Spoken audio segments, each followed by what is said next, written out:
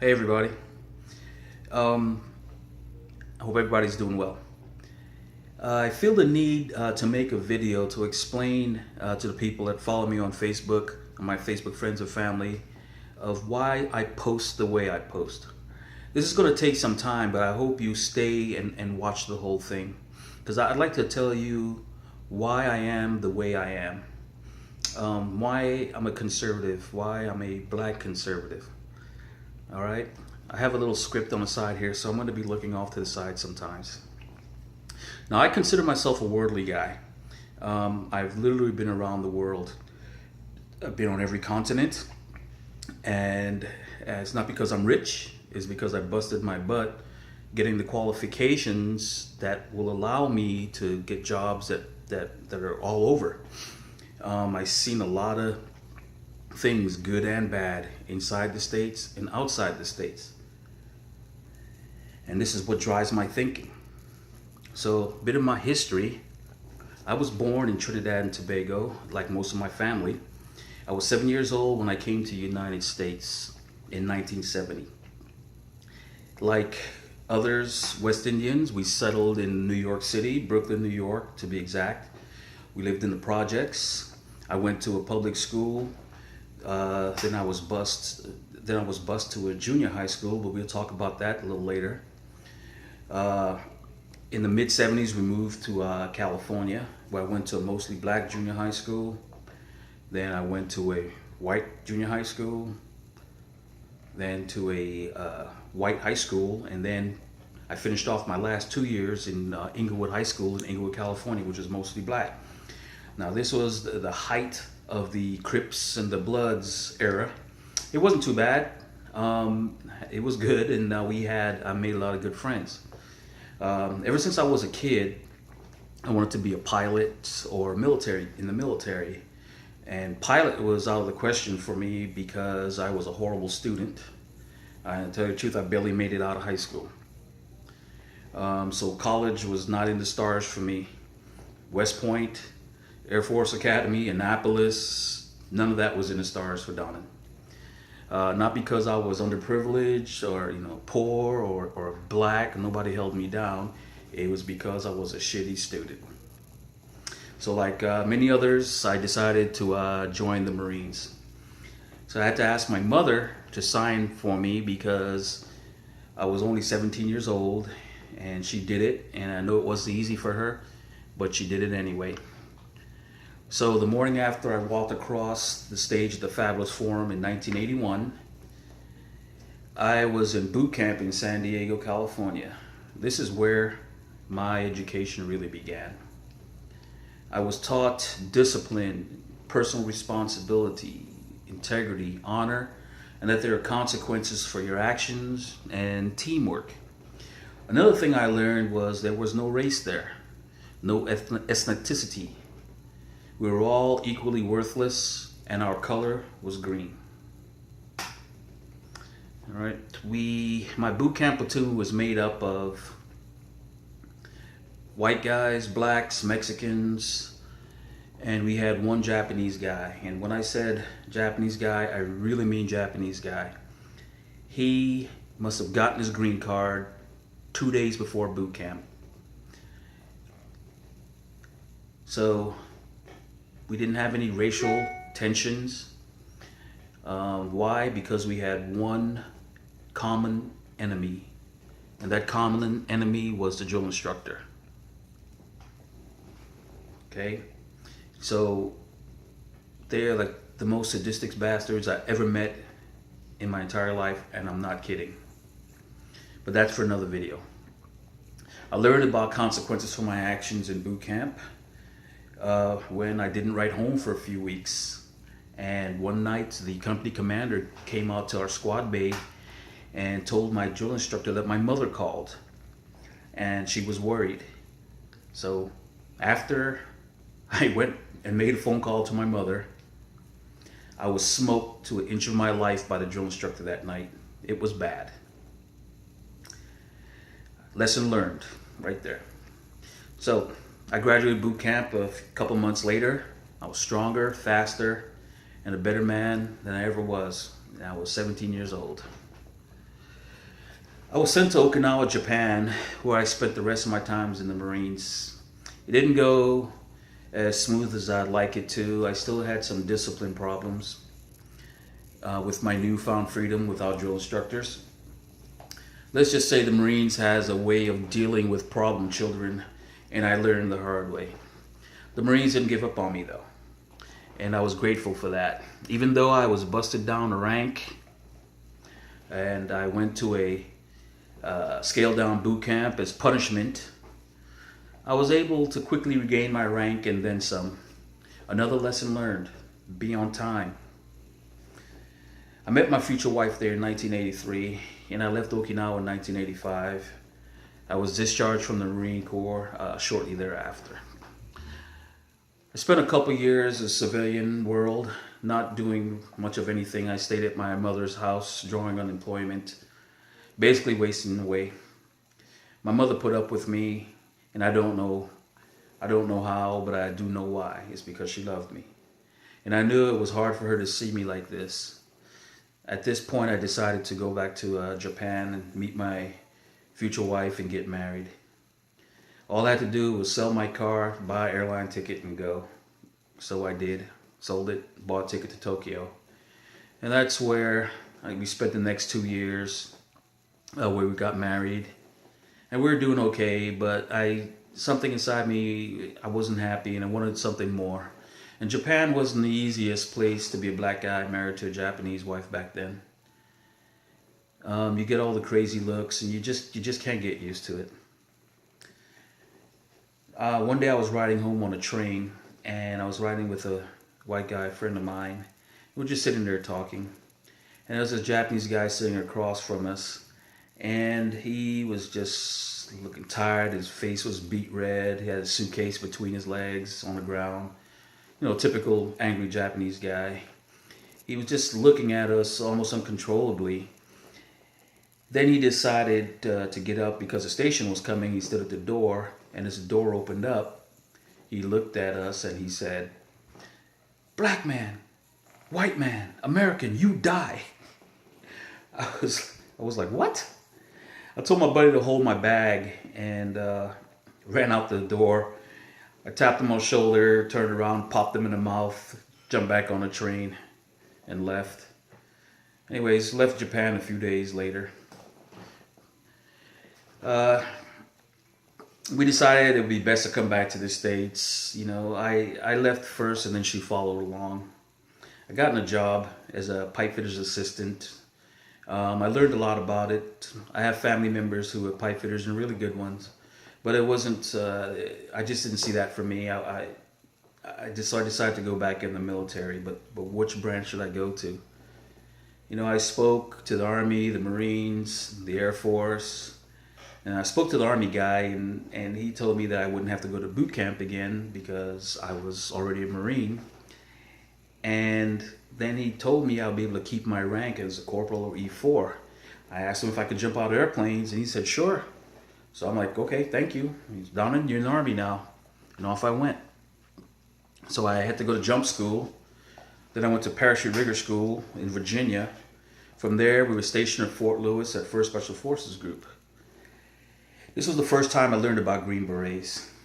And I was impressed, and I knew I wanted to be one of those cool guys walking around, but I just wasn't ready. So while I was waiting for my chance, we had our first 2 sons. And after my second son was born, I put in my packet to go to Special Forces selection. I trained real hard for this. I knew I was ready.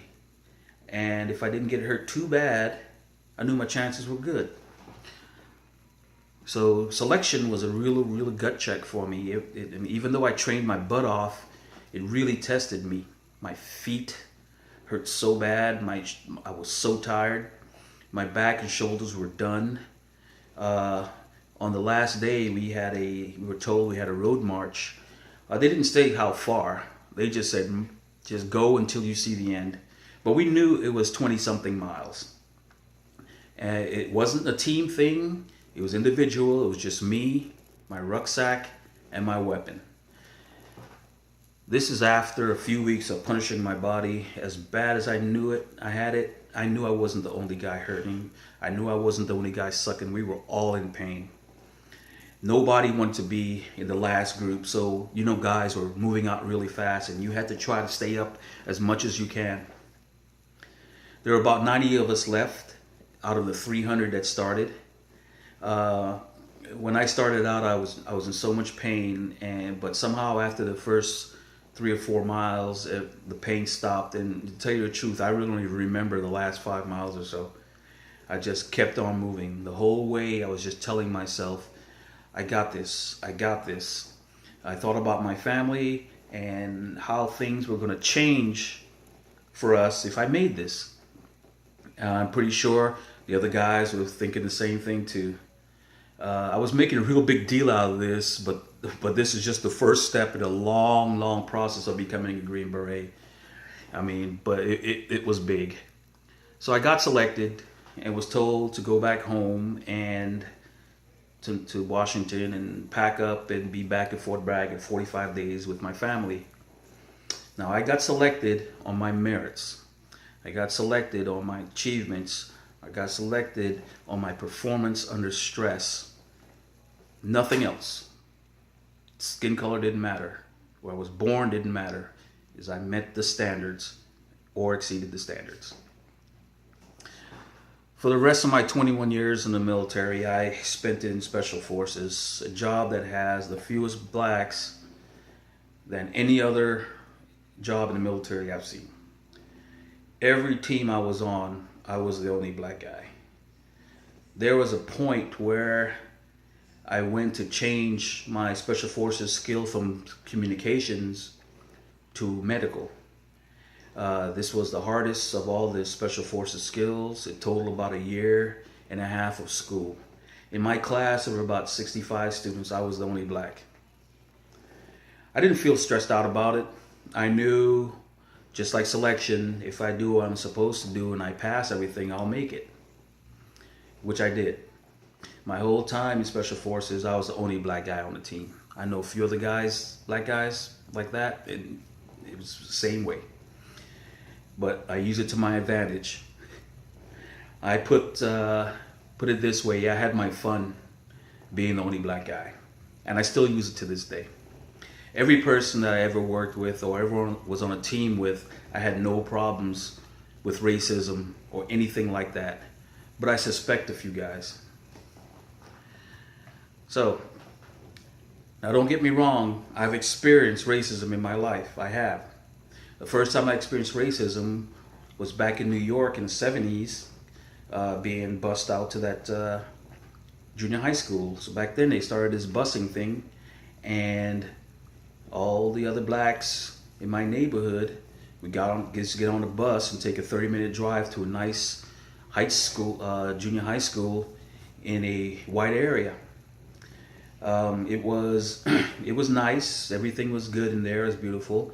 It was all good up until the school bell rang at the end of the day, where you had to haul ass and try to get back and make it to your bus. God help you if you missed that bus, which some people did, and sometimes it didn't turn out really good for them because they would get jumped by all the white kids and teenagers from the high school.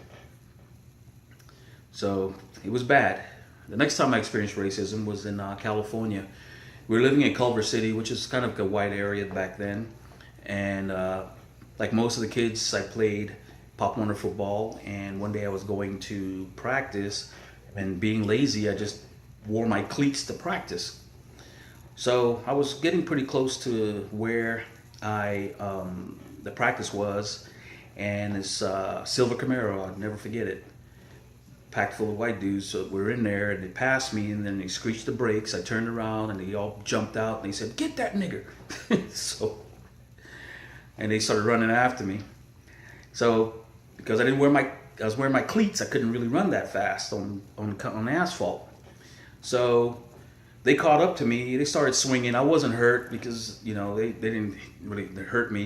But I was kind of close to the practice field. So I got away and went on to practice. So lesson learned, wear your sneakers on asphalt. And as for experiencing racism in the military. While I was in the military, we were in North Carolina, and a friend of mine, a white guy, and me were coming back from Wilmington, and I was driving, and we had to stop for gas.